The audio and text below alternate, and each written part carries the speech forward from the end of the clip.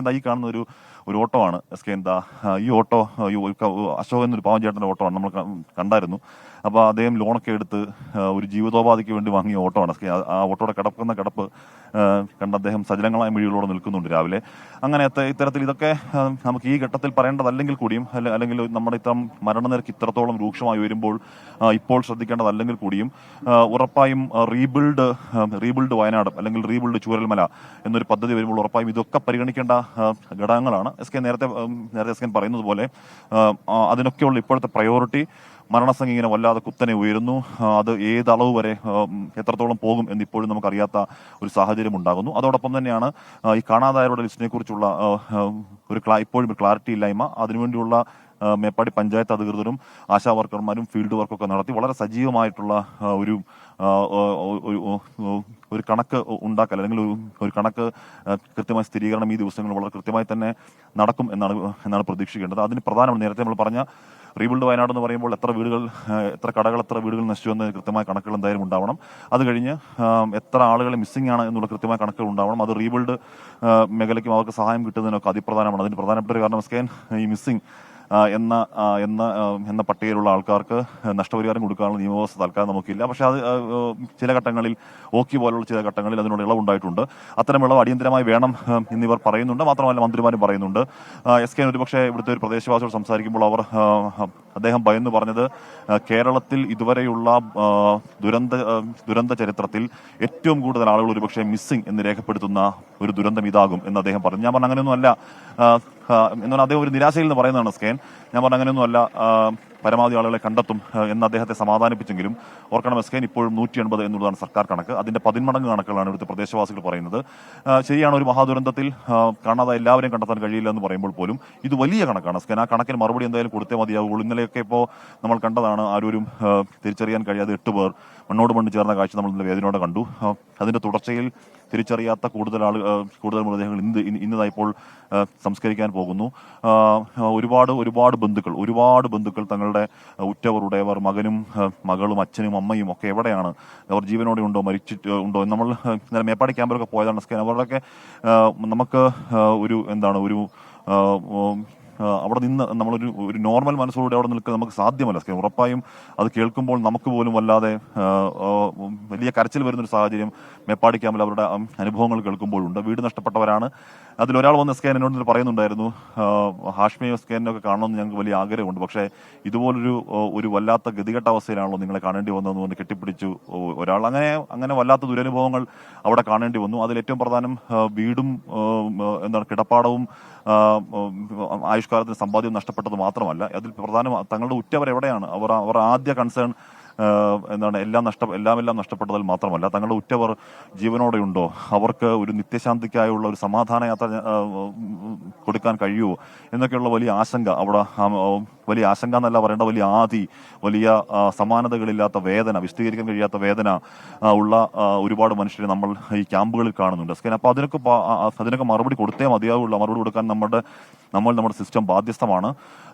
അത് ഏറ്റവും ബേസിക്കായുള്ള ഏറ്റവും ബേസിക് ആവശ്യമാണ്. അപ്പോൾ നമ്മളിപ്പോൾ പറയുന്നത്, ഇപ്പോഴും നമുക്കിവിടെ പ്രാണപ്രതീക്ഷ, ജീവനോടെ ഒരാളെങ്കിലും കണ്ടെത്താൻ കഴിയും എന്ന പ്രതീക്ഷ വെറുതെ ആണെങ്കിൽ ഉള്ളിൻ്റെ ഉള്ളിൽ വെച്ച് പുലർത്തുമ്പോൾ തന്നെ ഇവിടെ കിട്ടുന്ന ഓരോ റിക്കവറിയും ഒരു ഭാഗ്യമാണ് എന്ന് പറയേണ്ടി വരും. കാര്യം അങ്ങനെ കാത്തിരിക്കുന്നവർക്ക് മുന്നിലേക്ക് നിങ്ങളുടെ ബന്ധുവാണ് അല്ലെങ്കിൽ നിങ്ങളുടെ ഉറ്റവർ ദാ ഇവിടെയുണ്ട് സംസ്കരിക്കൂ എന്ന് പറയുന്നത് പോലും അവർക്കിപ്പോൾ അങ്ങേയറ്റത്തെ സമാധാനം നൽകുന്ന ഒരു കാര്യമായി വരുന്നു.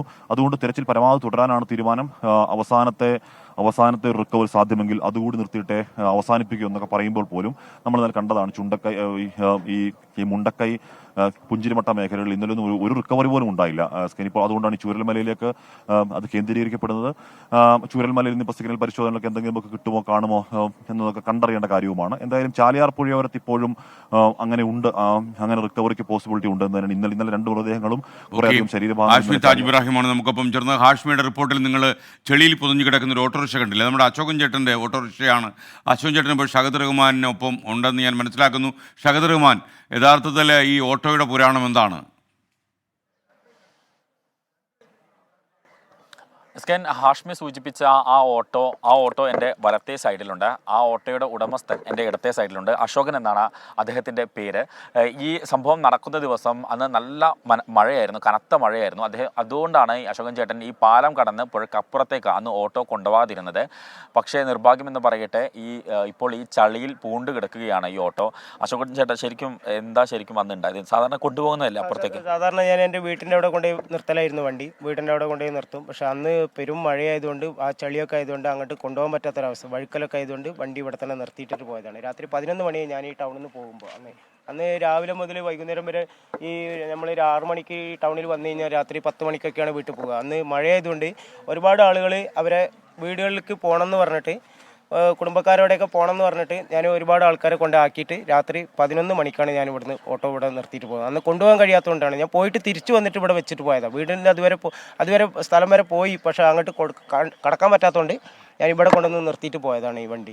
ഇത് ഇപ്പം ഇതിൻ്റെ ബാക്കി ഡീറ്റെയിൽസും സാധനങ്ങളൊക്കെ കിട്ടിയോ? ഇതിന്നൊക്കെ ശേഖരിച്ചു. അതിൽ നമ്മളെ ഫയലുണ്ടായിരുന്നു, ഫയൽ മാത്രം ഞാൻ എടുത്തു. അത് ഇവിടെ വന്നിട്ട് ഞാനത് പതുക്കെ തോണ്ടിയിട്ട് അത് എടുത്തിട്ടുണ്ട്. ലോൺ എടുത്തോ? മുദ്ര ലോൺ എടുത്തിട്ട് വാങ്ങിയ വണ്ടിയാണിത്. ഇപ്പോൾ എടുത്തിട്ട് 3 മാസമായിട്ടുള്ള ഈ വണ്ടി എടുത്തിട്ട് ഞാനിപ്പോൾ 3 അടവടച്ചു. ബാക്കിയൊന്നും ഇനിയിപ്പോൾ അടയ്ക്കണമെങ്കിൽ ഇനിയിപ്പോൾ ഇത് ഓടിയിട്ട് വേണം നമുക്ക് അടയ്ക്കാൻ. ഇപ്പോൾ ഓടാൻ പറ്റാത്തൊരവസ്ഥയിൽ ഇപ്പോൾ ആകെ എല്ലാം നഷ്ടപ്പെട്ടൊരു സ്ഥിതിയിലാണ്. ഇപ്പോൾ മുന്നോട്ട് എന്ത് ചെയ്യുന്നുള്ളതാണ് ഇപ്പോൾ ചിന്തിച്ചിരിക്കുന്നത്. ഇപ്പം ഈ പ്രദേശത്ത് വന്ന സമയത്തെ നമ്മൾ ഈ ഓട്ടോ ഇങ്ങനെ ഇവിടെ കാണുന്നുണ്ടായിരുന്നു. അപ്പോൾ നമ്മളൊക്കെ അന്വേഷിച്ചിട്ടുണ്ടായിരുന്നു ഈ ഓട്ടോൻ്റെ ഡ്രൈവർ എവിടെ എന്നൊക്കെയുള്ള കാര്യം. അപ്പം ചേട്ടൻ പറയുകയും ചെയ്തു ഇതിൽ ഓട്ടോയിൽ കൊണ്ടുവിട്ട ആരും തന്നെ ഇന്നിപ്പം ബാക്കിയില്ല എന്നുള്ളത്. അതാണിപ്പോൾ മാനസികാവസ്ഥ. ആ ഒരു അവസ്ഥയിലാണ് ഇപ്പോൾ നമ്മൾ നിൽക്കുന്നത്. എന്തോ ഈ ഓട്ടോറിക്ഷയിൽ ഒരുപാട് ആളുകൾ നമ്മളെ ഓട്ടോയിൽ സഞ്ചരിച്ച ആളുകളാണ്. ആ ആളുകളൊന്നും ഇന്നിപ്പോൾ നമ്മളെ കാണാൻ പറയാത്ത പോയിരിക്കുകയാണ്. അത് വളരെ ഒരു ദുഃഖകരമായ ഒരു കാര്യമാണ്. അപ്പോൾ അവരൊന്നും കാണാൻ പറ്റുന്നില്ല എന്നുള്ളൊരു സങ്കടമാണ് ഇപ്പോൾ ഉള്ളത്. നമ്മളെന്താ പറയുക, ഈ നാട്ടിൽ ഇപ്പോൾ അങ്ങനെ ഈ നാട്ടിൽ കഴിഞ്ഞ ആളുകൾ നല്ല സൗഹൃദപരമായിട്ട് കഴിയുന്ന ആളുകളാണ്. ആ ആളുകളാണ് ഇന്നിപ്പോൾ ചന്ന ഭിന്നമായിട്ട് പല സ്ഥലങ്ങളിലും പല ആളുകളും ഭൂമിൻ്റെ അടിയിൽ പോയത്. ആ ഒരു വല്ലാത്തൊരു ദുഃഖത്തിലാണ് ഇപ്പോൾ നമ്മളുള്ളത് ഇവിടെ. ചേട്ടൻ എവിടെയാണ് താമസിക്കുന്നത്? ഇപ്പം ക്യാമ്പിലാണോ? ഞാൻ ക്യാമ്പിലല്ല, ഞാൻ ചുരൽമല തന്നെ ഉണ്ട്. ഞാൻ ചുരൽമല ഇപ്പോൾ 5-6 ദിവസമായിട്ട് ചുരൽമല തന്നെ ഉണ്ട്. ഞാൻ ഇവിടം വിട്ട് പോയിട്ടില്ല. 2 ദിവസം മാത്രം അമ്മേൻ്റെ വീട്ടിൽ പോയി നിന്നു, പിന്നെ അങ്ങോട്ട് തിരിച്ചു പോന്നു. അങ്ങനെയാണ്. കാരണം ഇപ്പോൾ അശോകൻ ചേട്ടനെ സംബന്ധിച്ചിടത്തോളം ഈ ഒരു ഓട്ടോ അത് വലിയ നഷ്ടം തന്നെയാണ്. അത് ഇവിടെ നിൽക്കുന്നുണ്ട്, ഈ ഓട്ടോ ഇവിടെ നിൽക്കുന്നുണ്ട്. അശോകൻ ചേട്ടൻ കഴിഞ്ഞ അതിൻ്റെ ഉള്ളിൽ നിന്ന് പേപ്പറും കാര്യങ്ങളൊക്കെ എടുത്തോ? ഫുള്ള് ചളിയാണെന്ന് തോന്നുന്നു അല്ലേ? ഫുള്ള് ചളിയാണ് അതിൻ്റെ അകത്ത്. ഇനിയിപ്പോൾ അത് ഉപയോഗിക്കാൻ കഴിയുമെന്നുള്ളതാണ് ഇപ്പോൾ ഏറ്റവും വലിയൊരു പ്രശ്നം. നോക്കിയിട്ടുണ്ടായിരുന്നോ ഇത്?